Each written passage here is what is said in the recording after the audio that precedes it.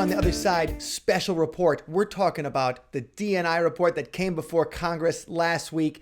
And this is Mike Huberty, and along with my sister, Allison Jornlin. And today we've got a very special guest, UFO researcher from shows like UFO Witness, which we absolutely loved, and the upcoming Roswell, The Final Verdict. Allison and I would like to welcome Mr. Ben Hansen to the See You on the Other Side special report. How you doing today, Ben? Good. How are you both? Hanging in there. Glad to talk to you. Yes, hanging in on every word of what's in that DNI report. As most of our viewers and listeners are probably familiar with you because we pushed UFO Witness a lot because former podcast guest and our friend Mark O'Connell was an executive producer and did a lot of the research. And so a lot of them might be familiar with you already. But for people who maybe missed those episodes, can you give us a little quick rundown on some of your experience and why you love weird stuff like UFOs like we do? So Mark did a lot of the work in putting together a biography on J. Allen Hynek, right? So he's kind of like the grandfather of ufology and was a consultant to Project Blue Book, which is the Air Force's, official study in the 50s and 60s. It was more like a public front, though. It was more like, going through the motions to let people think that something was being done about these UFO flaps that were causing, somewhat panic in a lot of instances. But towards the end of it, Hynek, he felt like he was really just being used as a pawn. And the real important UFO cases that affected national security were going over his head.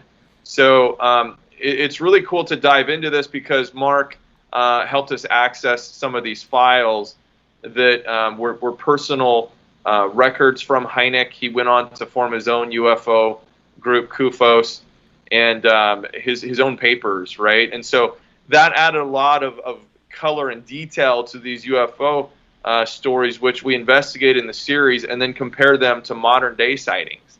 So a lot of this people think is new, and you'll see this. The media will come out now and look at this report that came over the weekend, and they'll say, oh, wow, 144 different cases, and they think that's a lot. That's just a drop in an ocean of hundreds of thousands of different sightings that people have had. Some of them reported, some not. When they survey people, I think there's so many more that are out there. And so the show kind of looks at what is new, what might be something that's reoccurring and has been going on for decades.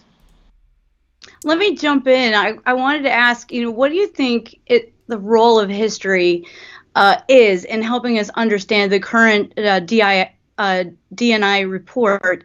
One thing that the DNI report talks about is this idea that, there could be some danger posed by UFOs to aircraft. And so, my question is, do you think this new report is going to be different than Project Blue Book? Do you think that it's going to reduce the stigma for pilots?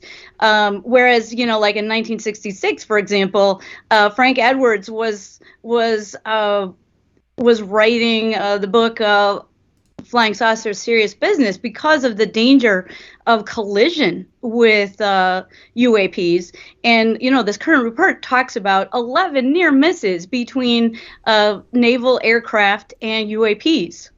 Yeah, absolutely. So first of all, it is frustrating because it's suddenly like the media has taken an interest and they treat it like something that's new, which it's not. And the scope of the report was very narrow. So they were only looking at things that they'd investigated in the past few years. So they do bring up the subject of these objects being seen around military installations and vehicles and ships. But what they don't do is they don't do a dive into history to bring people up to speed, which I wish they would have, right? It would have been helpful to tell the media as well, look, here's some other official reports that although we're going beyond when we started our ATIP or, what the new name is now, before this, the government does have record, and they have been released in FOIA requests where you have like Malmstrom Air Force Base, right, where these objects were shutting down nuclear warheads. Vandenberg, where something appears out of the sky and like dissolves one of our missiles as it's launched. So it's like, how far back do we need to go to say that there's a national security threat? Because it's been said in so many words before. This is just the first time. And so you bring up the point that aviators, hopefully are going to be more willing to come forward. That policy of ridicule and making people feel like they shouldn't report these things goes way back to the 50s.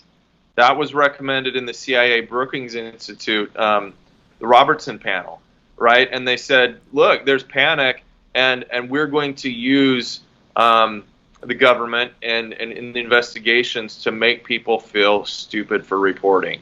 So that, I think, is a great breakthrough, because now they're saying, look, the FAA has a program to encourage pilots. The Navy says report it. I saw Kevin Day, from the Tic Tac incident, the radar operator, just posted yesterday. He wants an apology. He says, I think the Navy, the government, should apologize, because he was by one of his bosses at the time, I believe, told, what are you thinking? What are you calling this out? And he's doing his job. All he did was get permission from his commander to scramble jets to go check these things out, because he thought it was a national security concern, and it is. So yeah, hopefully we're moving forward in that, and people at least feel like they can be open in discussing it. Well, Ben, that leads me to think about something. But as a former government employee yourself, who's dealt with these kind of things, it makes me wonder, what did you think about the report? As in its relationship to when you worked for the government, and how did you see things that might have been similar to the ways that you guys had to deal with things, or how did you see things that they might be looking at these phenomena and treating the people who've experienced these phenomena in a new way? Well, when I worked for the federal government, it wasn't anything to do with this stuff, so it's not like a direct relationship. But I do see that the way that the government releases things, for example, in the FOIAs, right? The Freedom of Information Act request, when you make a request, can be very frustrating, because it is kind of compartmentalized, and you might be asking for one specific incident, and the way that the databases work, that person who's answering your response might be completely truthful, that they couldn't find those records. And then, suddenly we think the government's covering it up. I think one of the problems with the UFO subject is that there are so many different agencies involved, and the DNI report was supposed to do a compilation of what is known about the subject. I mean, that's like saying, what is known about, the creation of the Earth? Scientists, go. It's like there's so much material, and who has all of it, and it's not like writing a book report. And that's one of the frustrating things, is that I'm kind of in inner circles behind the scenes, the UFO researchers that are kind of leading this disclosure cause, and they're like, how come they come up with a 6-page report? 6 pages, right? It's titled the preliminary assessment. So some of them believe that there's actually going to be the full assessment, which I think is 70-something pages of the classified report the Senate Intelligence Committee already got. But they will be releasing, hopefully, a more detailed report to us later. But 6 pages. I mean, come on the whole subject, it's like the Cliff Notes version of the Cliff Notes version. It's just so small. So I do think that there will be more things coming out, but that is one of the problems, and I've seen that working for the government, that they will only say generally as a need to know what is the minimum necessary to fulfill our obligation in releasing things. And that's got to end. That's got to end. I understand protecting state secrets, technologies, capabilities of our craft, but other than that, the government does not hold a patent on the secrets to the universe, and only they should know. Yeah, and that's an important point about how compartmentalized the government is. And we tend to think that everybody knows about these bodies below Wright-Patterson Air Force Base or something like that. But the truth is, there's a lot of different people and a lot of different departments that work for the government. So not everybody knows everything. Well, it's like that scene in Independence Day, right? Where all of a sudden Judd Hirsch comes out and it's like, "You knew about this." And he says that, he says like, "You knew about this," and the president's like, "What are you talking about?" Right. The president wouldn't know. But the head of the CIA comes in. He's like, "Well, Mr. President, I guess we do have to reveal that to you." So that was the first time I'm like, well, maybe the president doesn't know. Right, and absolutely. Talking about stuff that, if true, which I think there's a high probability with Roswell, that a lot of this, we can tell you where the debris went. You can track it. We've talked to the eyewitnesses who took it to Wright-Patterson, a lot of it.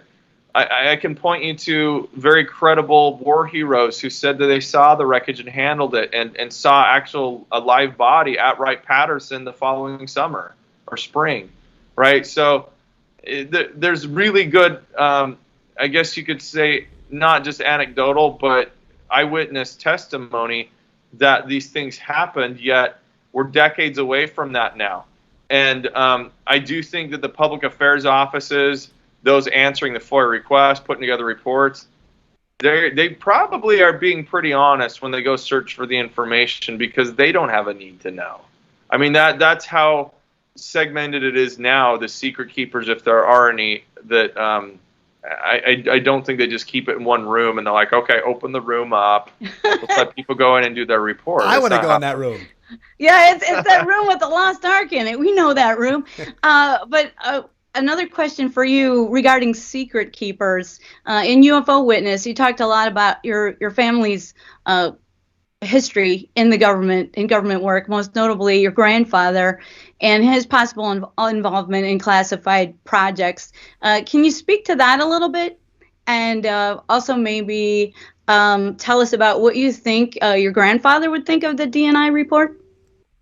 Yeah, so when my grandpa got cancer in the last few years of his life, he kind of played this game with my dad. They would watch Unsolved Mysteries, and my dad would make him lunch, and they'd sit down. And this was kind of the first time the Roswell story was breaking. You also had Philip Corso on there talking about, R&D of the materials. And my grandpa would say, "Oh, old Phil, I haven't seen him in forever." And my dad's like, "You know this guy?" And that's great. Right? And so, he apparently met him on his trips to Wright-Patterson. He'd do TDYs, temporary duty assignments, from Hill Air Force Base in Utah. So he was a civil engineer for the Air Force. And he would get called, randomly. My dad remembers multiple times where we actually put this on a timeline, but he would say, "I got to go, and I'm part of this team, and I can't tell you even where I'm going sometimes or when I'll be back." But we know that he went to Wright-Patterson for multiple trips, sometimes a month at a time. And now our speculation is that we matched them up to certain UFO events like Kecksburg, when my dad knows it was that weekend, he was called out. Could be a coincidence, but then we have people saying, the debris from Kecksburg, they saw it going through the back gate at Wright-Patterson. Okay, so one thing is certain, though, they will still maintain they don't have an underground complex, which is just silly. It's completely silly. I've talked to contractors who have been in the underground facilities, and it's very complex. There's a whole network of stuff. Who cares? Okay, so you have an underground basement, right? It's things like that they won't even admit to. But yet the different levels of what they used to do was take jets and like a shell game, because the satellites are out now. They didn't want Russia to know how many craft that we have, and so they would put some in a hangar and take several levels down and store them. And okay, well, what a perfect place also to do reverse engineering. And so underground, my grandpa would be called to do things, and my dad, years later, is picking his brain and is like, "Hey, you were there. Is this stuff true?" And he wouldn't. He'd laugh sometimes, and he'd say, "I find that interesting." And sometimes he's like, "Oh no, that's crazy." And it was kind of his way of steering my dad without telling him. It's like dialogue in a J.J. Abrams show, right? It's like I'm lost. Like, why I'm lost? Why don't they ever just say what they mean? For Christ's sake, you're killing me. Oh, I find that interesting. But before he died, he did make a startling admission, didn't he? Well, he at least said it was literally like on his deathbed, a few hours left before he passed, and he told my dad, and they were alone in the hospital, and he said, I know what you've been asking me, and you don't need to be afraid, and I want you to take care of your mother, but know that we're not alone.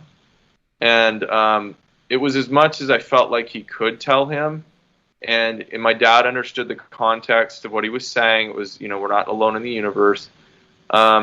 So, to answer your question about the report coming out, I think my grandpa to this day would probably still keep his oath, but he would probably say, you're going to see some things coming out now that I hope they do the right thing. And I hope they tell you some things that I was aware of. I think that's what my grandpa would say. Well, that's so interesting that this family history, and then now that has led you to being a researcher in your own right and going after the truth and interviewing witnesses. What I think is, in your interviews with people who were like these Navy pilots now that are quoted in the press, or they're being unleashed to the world because of this DNI report, in your own kind of interviews, who have you found, or is there any particular interview that you think you've conducted, especially when you're looking the person in the eye and things, that you found was the most credible? Anything that stands out to you where you could turn around and say, like, okay, guys, I believe this. Or if you had to come in and do the testimony in court about whether you believed them or not, is there any particular witness that you've talked to that you think they're completely on the level and they had you? Yeah, I'd say the majority. The majority are, to be honest, because it's really hard to keep a hoax up, especially for so many years, if their goal was to deceive people. So I'll give you just a few. First of all, I think the military personnel who are, and the Nimitz and the Tic Tac videos and all that. You talk to Kevin Day. I think one of the reasons that this case is gained so much traction is because you have multiple aviators, radar controllers, and people telling you that, like, hey, we didn't just visually see this. We tracked it on radar, and this is how fast it was moving.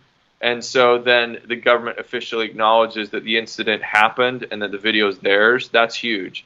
So Kevin Day, for example, has no reason to lie about what he recorded, what he saw. And then you get into the really weird stuff and the abductions, right? So I became good friends with Travis Walton. And then in the last series, we did, the Pascagoula case and Calvin Parker. And I have to say, I didn't know a whole lot about the Pascagoula case until doing that story. And it's outlandish. Yeah, okay, it's wild. The Pascagoula case is wild. Yeah, the crab hands. Crab hands, they kind of floating through the air, don't really have feet, and they grab them by the arms. But you know what? Like, I believe his story. And it's like, I do think I'm a good judge of character. And when you tell him, or you have him tell you the story, like, I think at least you could say this: he believes that that's what happened. So when you have two people telling the same story and over, they were even secretly recorded by the sheriff, that we talked to. They left the tape recorder in the room. And it was like, they didn't know that they were in there, and they thought, we're going to catch them. They're going to be like, oh, do you think they're buying it or whatever? They were legitimately scared, right? And so what does it mean? I don't know, but you have to that's secondary to the fact that I think that they're telling the truth. And that shouldn't be diminished, because a lot of people are saying, well, it doesn't matter what they say or how credible they seem. It's a lie. And they just dismiss eyewitness testimony now if you don't have, photo or video, which I think is wrong. Well, and I want to jump in there because, I think what you're talking about, the fantastical aspects of some of these cases are they're hard for people to swallow. And I certainly understand that. But going back again to like the DNI report and some of those pilots, I have a pilot friend. He's a commercial aviator, and I was like, "What did you think of the report?" And he's like, "Oh, it's all like eyewitness mistakes and it's sensor errors, sensor glitches," and that's what he put it down to. And I found that incredible that he would dismiss it when the government does not. Well, that's that's Mick West, right? Mick West is saying he's the modern day Philip Klass. Yes, well, yes. So what do you think about that? A little bit on Mick West. He's one of the first skeptics that I've ever met who is not rude. He has some great points, and he doesn't have to attack the person doing it, right? And some of the other skeptics, they resort to that because they have nothing. And so there was that video of the pyramid UFO that comes out, the USS Russell, and it's strobing and it's pyramid shaped, and he was saying, no, this is a bokeh effect of the lens, by the night vision. And I was like, okay, well, instead of just shooting that down and saying you're crazy, I want to hear you out. What do you think this? And he went along, describing the shape of night vision irises, and it gets really techie here, but I own a night vision company. I'd never seen that effect before, but I was willing to take what he was saying and try it out, and it turns out I do believe that the pyramid shape caused in that video is because it's an out-of-focus iris. Now, that doesn't mean that it's an explainable craft. It's still concerning. It doesn't. But what I think it means is it could have been a circular shape. It could have been just a point of light. It didn't have to be this triangle. Okay, so we have to have that open dialogue to agree where the facts line up. That's all we care about, right? That's what everyone should care about. And so when you have skeptics who will dismiss things even coming from the government and they don't bother to read the report, I see that with pilots sometimes. I myself am a pilot because I think they get jealous. I think some of them say, like, I've been doing this for decades and I've never seen anything unusual. I would know. Yeah. That's really egocentric. I'm jealous too. But I think too that, maybe they've bought into the stigma, and it's hard to let go when, that's been the prevailing attitude for so long, decades and decades and decades. So, now that we're entering this new stigma-free era, hopefully, I think maybe those things will change. But, I was surprised that my pilot friend just wanted to shoot it down right away. Yeah. When the government is not. I mean, I think that's the most significant thing here is, the government is not dismissing these things. In fact, the government seems to be saying that we need to study these things and we need to be open to hearing people's reports. What do you think is the most significant takeaway from the DNI report? Has there been any shift or, anything in there that you say, wow, this is really the most important thing? If you had to say what is the most important thing, what would you say? Well, I started tweeting. I was boarding a plane when this came out on Friday, and luckily I had internet. And I read the report, and I started pulling out stuff, and I pulled out like 6 things, and I can't remember them all I put on Twitter. But I think probably the most important thing is that the acknowledgement that, number one, our government does have a UFO program. It's been looking into this. Even implies that the Air Force was setting up observations in the most likely place to observe UAPs. And I'm like, wait a sec. How would they know the most likely place if they haven't been looking before? So we know that probably the Air Force has had a program too. And that's the first thing. The next thing is they have admitted finally that this is a national security issue. It's appeared, I think, over 8 times, the word threat and national security concerns. And that they don't know who is flying these things or who they belong to. Because with a high degree of probability, they have said, we don't have any evidence that of the cases we studied that these are adversarial technology, leaps like from Russia or China, and that they are secret projects of our own. And then they also detailed some of the capabilities that these things are doing. And so those I think are the most important, because I don't care if they want to tell us it's alien or not. I don't expect that.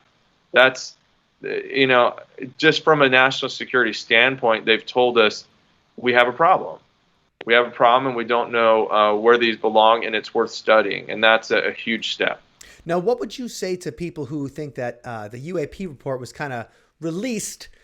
First of all, it's going to take me a couple of years to say UAP with a straight face. But, the people that said there's this focused attention now, they're going through places like the New York Times, they're doing congressional reports. It's just a money grab, because with an unknowable enemy, you have an unlimited budget. Mm-hmm. So, and I've heard that criticism leveled several times, and saying everybody don't get too excited here, because this is just a marketing campaign for Lockheed Martin. Well, that's a valid point. I'm afraid to say, though, that our government doesn't seem to really be caring about money anyways right now. They are throwing, billions of dollars into COVID relief, when I think people should really just, get back to work. And that's a personal opinion, but sure. It's a problem that, $22 million, it's funny, like when they invested that the first time with ATIP, and the majority of it went to Bigelow, and researching like Skinwalker Ranch and stuff, nobody really said anything. Right. And so they know they can get money. So that's a valid point. They know that they can get more to research this. Hopefully they do have good oversight so that it's legitimately used for this purpose, though. What happened to Blue Book and the Condon report was basically they said they didn't think that it would benefit, number one, science, that we wouldn't have any science technology breakthroughs by studying UFOs. And then number two, it wasn't a national security threat.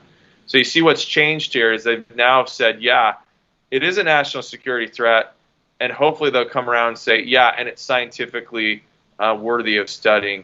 So who knows? Whatever it is, I'm all for it. I would pay some more taxes that actually do it. Right. That's the one time when they said in the tax, would you like to donate money to this? If they actually said, if it said donate to UFO research, I'd be like, I'd rather have that than a new stadium, to tell you the truth. So I'd be like, click. Check. Yeah. That's right. One final question for you. Yes. One final question for you regarding Roswell. So much has been done to so many shows, so many books about Roswell. What, if anything, is there left to find at Roswell? Well, we are still actively, Don Schmidt is actively looking at the second debris field, the Don, crash. proud Wisconsin guy, Don. Yeah, we know him too.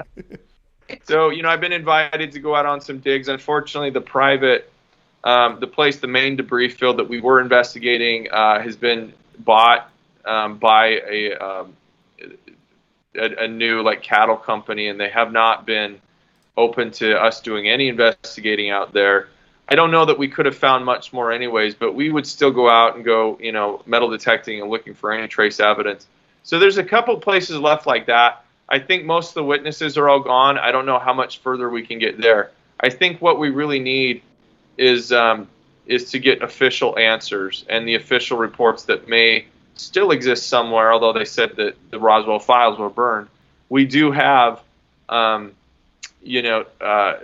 Wright-Patterson and the things that came out of that. And I think that's going to just obviously rely on the government finally willing to come forward and talk about it. Otherwise, the biggest breakthrough, like in this TV show, is that we're using AI, artificial intelligence, and applying it to some of these testimonies to see the accuracy of the statements. And so I think that's kind of where it's going to be with Roswell. Give us an example of that, because I want to get people excited about this new show coming up. It's just, coming up on the, oh my God, what is it? The 74th anniversary, right? Mm-hmm. Is just coming up. And that's also goes along with the debut of Roswell, the Final Verdict. So give us an example of how they would use AI. Let's say you were explaining it to to a caveman like myself. How would you guys use that in the investigation? Sure. Yeah. Let me do it really quick for I've got another call that's a few minutes past here. Sure. We can do it fast. But Yeah, so the AI that's being used looks at both the nonverbal micro expressions, we call those, and it maps out the face and looks for some key micro expressions known to involve stress and deception. It also looks at sort of like a voice stress analysis and content analysis, which is like the structure of your voice, you know, and the words that you use, and so put it all together, and the white paper studies have shown that it's as accurate as a polygraph, if not better, in many circumstances. So Fantastic. I was excited about it, and that's why I agreed to do the shows, because I don't want some hokey, you know, whatever that doesn't have any science behind it. Well, our government is using this. They're using this in, you know, anti-terrorism and criminal cases because it's so good. Amazing. So guys, check out Roswell, The Final Verdict, and you're going to see an AI polygraph, and I can't wait to check it out. Ben, thank you very much. Good luck with the new show, and we look forward to checking it out on Discovery Plus. Awesome. Thank you all. All right. Thank you. That was the See You on the Other Side special report with Ben Hansen. Talk to you guys soon.